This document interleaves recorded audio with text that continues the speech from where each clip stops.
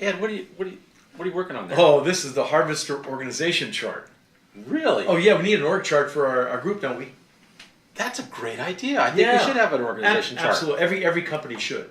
I agree. So what does the Harvester org chart look like? Well, Out of curiosity. Well, there it is. Why don't you share it with the audience? Oh yeah, here it is. 4 harvesters just work at harvesting a bountiful, right? That's right. That's right. Pretty straightforward.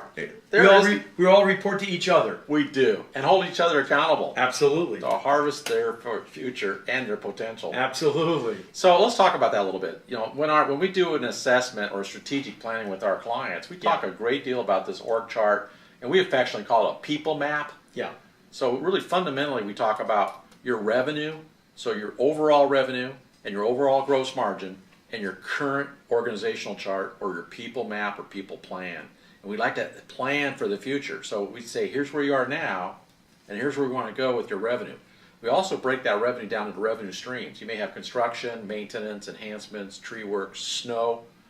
You have snow stuff, right? That's right. That's right. And then you break down the gross margins from those revenue streams, and then the organizational chart to support those revenue streams. Right. So the important thing is, whether you're a large company or small, the important thing is to have an org chart, because then you can see the different functions that Bill's talking about here and break them down. So if you're wearing all the hats, it should show it on your org chart, okay?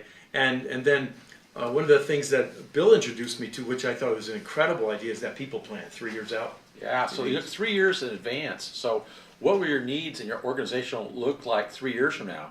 And which people do you have now will fit into that and have the skill sets, or what skill sets do need to be developed, and behaviors. So it boils down to behaviors, results, and skill sets. Right. So look at those 3 things, and what do you need in the future, so you can project what your trajectory is for people needs and recruiting.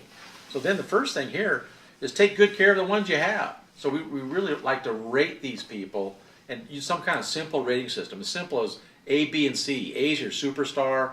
B is a real worker bee. In other words, we need lots of worker bees. And C's are people that either need to move over or move out, or move them up if you can, build their skills. So look at A, B, or C ratings, or you can do that for the harvesters. Well, no, I was just going to give a little sample while you're talking, what that would look like. Okay, so A, B, or C. Then the other rating would be using their potential and their performance rating, a 1 to 5 scale. So what's their performance currently, and what is their potential, 1 to 5. So you can kind of see what you have in your current inventory, if you will. It's not the best word to use, but on your team. What do you have in place, and what do you need to adjust, and then project what you need in the future. This really helps out for your recruiting and retention program. Right. And remember, an organization chart or people plan like Bill's describing is really nothing more than a reporting structure, okay? And so here you've got the owner on top. Maybe he's got a general manager or an operational manager who reports to him, and then all the people, the foremen or crew supers that report to him. You see, it's just a reporting structure, but it's important to put that together so you can see it visually. Didn't you used to hang it up on your on the wall? And I would just make one correction. Okay.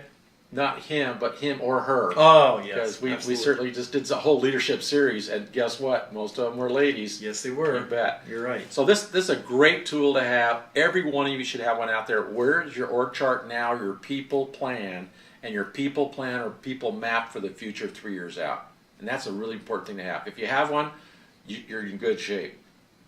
If you don't, you could have some problems. Should really do it. This is Head Harvester Bill Arman.